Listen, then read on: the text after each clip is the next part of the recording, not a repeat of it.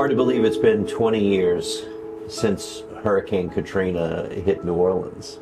As I know you all know, August 29th, it happens to be my birthday. And that's the date Katrina hit. That was my 33rd birthday, in fact. So 20 years fast forward, a lot of things have changed.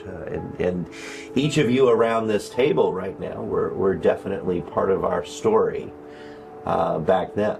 Vicki, one of my memories, and I'd be interested in hearing your thoughts on this, was you and I and your husband Robbie driving back to a war-torn New Orleans, truly destroyed, and kind of going to each other's houses. I know, Steve, we went to your house. I remember cleaning out your refrigerator, one of the most disgusting things I've ever done. I cleaned a lot of refrigerators that day.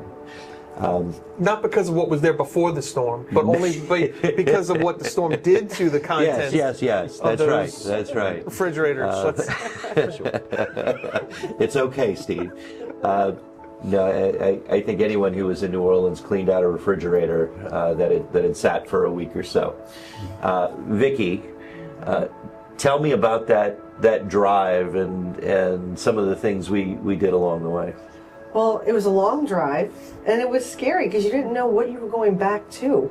We had watched a lot of TV in the hotel room prior to going there, and media showed the worst. And so I know we were anxious, and then actually getting there, and could only go so far down the street when we had to go. You had to go get the servers from an upstairs bedroom. Yeah, that server, that was our lifeline. That was all of our client information, and that's what disaster recovery was. In 2005. Disaster recovery was getting a set of waiters in Houston, walking 2 blocks in your husband's lifted pickup truck, from his lifted pickup truck as close as he could get, ultimately flooding that truck as well. Walking through 4 feet of water with about an 80-pound server on your shoulder that we had put upstairs in one of our houses. That was disaster recovery. And Steve, what did we have to do afterwards in Houston when we finally got this massive box back? Well, and just for the sake of clarity, we did bring a server with us. It just didn't have the right tape drive on it. We brought the tape backups with us, so we thought we were doing everything we needed to do for disaster recovery. And lo and behold, the tape drive that we didn't have was not going to read the tapes that we brought with us. So hence why you had to make your odyssey down the street, in the waiters. But yeah, then after that we were able to get quickly back up and running. We were able to service clients soon after that. We reestablished operations in Houston, and yeah, we had all kind of scattered. Right. The storm comes in New Orleans, and none of us had really a specific plan. All that obviously has changed since. Katrina taught us a lot of lessons. Patrick, where did you go? We actually headed to Birmingham with my in-laws, my 1-year-old daughter. So it was a very weird time in my life as well. The business was just starting to boom. I had just moved, just had a baby, had recently been married. So all of that compounded with devastation coming this way, preserving your own, but also knowing that there's a business need. We went in separate directions. Actually helped out a good bit. At the time, there was very limited communication too. Sure. I had got my first text message during just got my Katrina. first cell phone. Yeah. And now I'm trying to figure out how to do a text message on a flip phone by pressing one button at a time. But ultimately, we did communicate and understood that the business was now moving to Houston. So some challenges for me, certainly. At that time, I think while I was leaving was when my daughter was taking her first steps. Yeah. And I remember you and I talking on the phone and you telling me what happened, and I had to collect myself for a second. And I told you, let me get back with you. And then I looked at my wife after sitting in my sister-in-law's house for 2 weeks with all of that chaos, and I said, look, this is what we have. This is our business. This is what is going to make us. I said, I'll say my goodbyes now, but I'm heading to Houston. And I called you right back, and I said, I don't know why I paused on that. I'll be there tomorrow. And that's, I know there's obviously stories about how the business started and all the trials and tribulations that y'all went through to get it started. But I mean, to y'all's credit, as far as getting to Houston and getting set up in an office space, having PCs ready to roll, a network set up ready to roll for employees to come in who, were sitting in hotel rooms or in relatives' living rooms or whatever, and reestablishing the business within, I don't know how many days, 3 days, whatever it was a few days, is amazing. I had at the time, as you all know, 2 partners, and one had ridden the storm out in Covington, and the other had gone to Baton Rouge. And I made the decision, they weren't terribly happy with it at the time. I said, we're coming to Houston. I got us an office space. I think it was the 26th or 27th floor of a beautiful building in the Galleria area of Houston, by simply walking in and asking. Those were some wonderful people. In fact, it was Cushman & Wakefield, who actually remains a client of ours to this day. They gave us some office space, helped us with some furniture, but we got all the equipment we needed. Steve, I remember you and I kind of doing a tour of Houston, trying to find pieces and parts of technology that we needed to put the ecosystem together. And I told every employee, I said, get to Houston. I think we gave a stipend of sorts, and I know I think Patrick, I think you stayed with us a couple of days, my wife and I and my kids. God love you for that. I know Steve, Vicky had some interesting travel coming back and forth, trying to figure that out. And it was really hard, but Patrick, you made the point, that was something we could start with. We knew we had clients, we knew we had a business, and think about it. New Orleans is a relatively small city, and a lot of us who had clients, our clients are not in New Orleans specifically, but friends of ours who might have been lawyers or worked at a dry cleaner or something that was New Orleans specific. Their business was decimated in an instant. Right. We still had a business, so we got everyone to Houston, and we resumed operations because it's what we could do. I mean, New Orleans was destroyed, completely destroyed. But we had employees who lost houses. Eli, our longtime salesperson, now retired, I remember him calling me and just being devastated. He had lost everything, and that was that. It was a welcome distraction, honestly, because as you mentioned before about the media coverage and just the sensationalism and stuff like that, and not knowing whether or not did your house flood, did you still have a house, relatives that were still left in New Orleans. We had grandparents that were still left in New Orleans, so the ability to quickly refocus on task at hand. We're getting the business up and running. We now need to focus on servicing clients in a different city. It was a welcomed distraction for sure. I remember going to buy clothes because I was anticipating a day or two gone. Didn't anticipate this being such a big thing. Buy clothes. I remember as I was purchasing some clothes, I got a call on my brand new cell phone, by the way, because our cell phones didn't work specifically, so I had to get a new cell phone. Cell towers in New Orleans weren't working, so I got a Houston cell phone number. And I got a call from someone who was a client. This specific client now is now a long-term employee of OutSolve, Beth Montgomery. And I remember Beth, her tone was very shaky.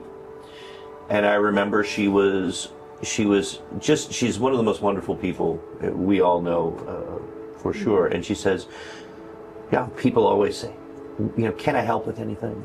And they can't help anything. But they're trying and they mean well. Beth said, I'm sending a car and some money. What can what else can I do? I said, Beth, we're fine. We're fine. But it's a testament to who Beth is in Louisville. She was ready to send a car and some money and whatever else we needed to help out. And I just thought that was one of the most amazing stories. And there's a lot of stories like that. Yeah, but similarly, that one we have 2 airline clients who are still clients to this day with those same offers, as well as rental car companies that we support. What can we do, not only for me as the consultant at the time, but for the business if there was any sort of thing that they can chip in with. So Yeah. So Annette, you weren't working for us at the time. So I can't speak to any of that. Right.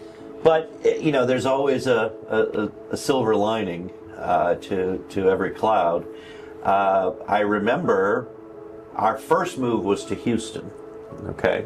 And we stayed there for maybe a month.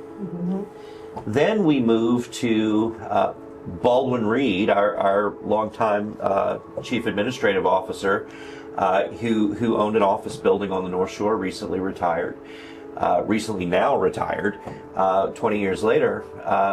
He had an office building that we took up space in for probably another month. And I remember all of us driving across the lake back and forth every day. For those of you who aren't in New Orleans, it's one of the longest bridges in the world. It's about 24 miles across. So every day we'd trudge over, trudge back. that had to suck. That was no fun. Well, That was no to fun be at the all. new employee, It's what I do every day of my life. working to the company, driving every day with the 3 of them. That's right. We That's right. carpooled. We carpooled across the Right. bridge. So we met Annette. Yeah. At that time. Vicki and Annette had previously worked together, and I remember meeting you at a fast casual restaurant, and saying I think she'd be a great hire, and so Annette's been with us now almost 20 years, and I remember those days really well. And I couldn't wait to get back to a real office because, the setting that we were in was in a little conference room. And that's not really, maybe it was a great thing for training grounds because I could hear your conversations. I could hear you were literally an arm's length away. And it was a different experience. We got to know each other really well, really fast. remember poker games and all kinds of things we did to sort of pass the time. Everything closed early, right? Some restaurants weren't even open yet. That's right. So yeah, we had to figure out how to occupy ourselves, in the evenings after we finished work. Remember, every restaurant had like a Katrina menu. Yeah. Like they'd have, because they weren't open and they couldn't get supplies. So every place had like 2 things they sold, very and we were limited. kind of bounced to different places because grocery stores weren't really back. Yeah, and it was limited, everything. you had these services that came back. It's similar to the COVID times, Yeah, where everything very started similar. coming back online, Right. very limited, restricted. And we would go check on, since our previous office space that got flooded was near the foot of the bridge that we would have to travel every day. We'd go pass by the office space and see what progress was done by the contractor to get us back up to, back online at the old office. And you'd see, the building next to us had plywood sitting on the ground and bricks sitting on the ground, whether or not it was from wind damage or a mini tornado or what have you, it was just, there was devastation all around. And you're just getting through. You're just getting by and focusing on the work and task at hand. So. Talk for a second, Steve, about we've come a long way from a disaster recovery standpoint. That during Katrina, disaster recovery was carrying a server through 4 feet of water. Talk about how that shaped us. We've made the servers heavier now, so it's going to be a problem the next storm. No. We are in fact, hopefully by the end of this year, we will be completely migrated to the cloud. Right now we have off-site servers, so we don't have to worry about, okay, if there's a flood in New Orleans, where not to have a data center is in New Orleans, right? So we previously, after Katrina, we had moved it away from New Orleans to prevent that. But going forward, Microsoft Azure is the environment that we will be in, and we won't have to worry about Redundancy. I know you need to now lift something else over your head to whatever to get the exercise, but disaster recovery. This was we like I mentioned before, we did things like we did backups, we had tapes, but this was definitely a wake up call of Technology was just different. yeah. Yeah, I mean, this is definitely woke us up really quick to what we needed to do to get up to speed. So Now there's SOC audits and all Yes. kinds of mandated disaster recovery, but you back know, then it you was need, just very you need two rudimentary. backups plus an air-gapped backup, Yeah. so you've got at least 3 backups going on. Yeah, so it's definitely come a long way in the last 20 years. So Patrick, maybe talk about operations. Any changes we made during that? I mean, work from home. That was a very novel concept Right. back then. That no one did that. Right. We certainly didn't have work from home capabilities at the time, and we were a collaborative company. I mean, we worked with clients, and those are one-on-one relationships, but all being in the same offices, that's how OutSolve operated. And clients, were very concerned about our well-being and all of that, but there was still a business to be run. I remember you and I, as well as Annette, when you first came on board, one of our largest clients, CSX at the time, they were just coming on board, and they were very understanding. They're in Jacksonville. They're not, they're prone to this as well. But at a point, it was okay. We need to get to work. We've contracted with you. We have plans to write, and the 3 of us jumped in your pickup truck. Yeah. Jeremy crushing 2 Red Bulls, which I think just came on the market at the time. First time I ever saying, had a Red Bull. We're driving all the way to Jacksonville. I'm gonna drive all night, and so. Probably got to about Moss Point, Pascagoula, Mississippi. I look in the back seat. Yep. He's out. So Annette and I drove to Jacksonville with Jeremy sleeping in the back to meet that client. And look, still a client to this day. It showed that, we do still have a business to run. We are still client focused, customer centric. And I think that proved itself. But to that same point is you have to do something, even given what's going on in the city with our families. The business still needed to survive, and this is us getting back into that. So I'll say, as far as reshaping operations and the way that we work, I think that showed us nothing is out of bounds. Sure. Several things have happened in the course of history since, and we've continuously reshaped ourselves. But that being in the early parts of our company, I mean, that really showed what we can do together. Vicki, any client lessons learned here, or anything we've done as a business different since? Well, I do want to say I was really impressed with how the clients were, like you mentioned, just were so heartwarming and caring, and like, obviously they know we still need to do work, but it was just very, everybody reaching out to you to say, how are you? We saw this on the news. So that was so appreciative. But yeah, I would just say, as far as like what changed, I know we had one employee after that point that went fully remote. We never, like you said, we never did that before. So that was something new that we were allowing, and seeing that, we can be accessible to our clients, phone, email, we still have all the capabilities. But yeah, it was just some crazy memories from back then. So Annette, 20 years in, biggest mistake of your life? Biggest mistake. It's been a wild ride. I mean, when I started, it was like sink or swim. So, I mean, I was thrown to the wolves for everything. I think Trial by fire. The Jacksonville trip, I mean, it was crazy because Right, you just started, and now you have to go ride with a it. road trip, and it wasn't planned to be that way. We were supposed to take planes. But the airport was not there. So we drove, and it was a good experience to learn from that, and the people that we have now and the way that they learn is completely different. That's true. I mean, we've come full circle, right, fully organized in how we do things now, and I think it just shows how we've grown so much. Now, to your point on how that's shifted operations, you make a great point there. Being here for 20 years, it was sink or swim. Might be a little rough of a term. I believe we did train you a little bit, I think Katrina might have been. yeah, right.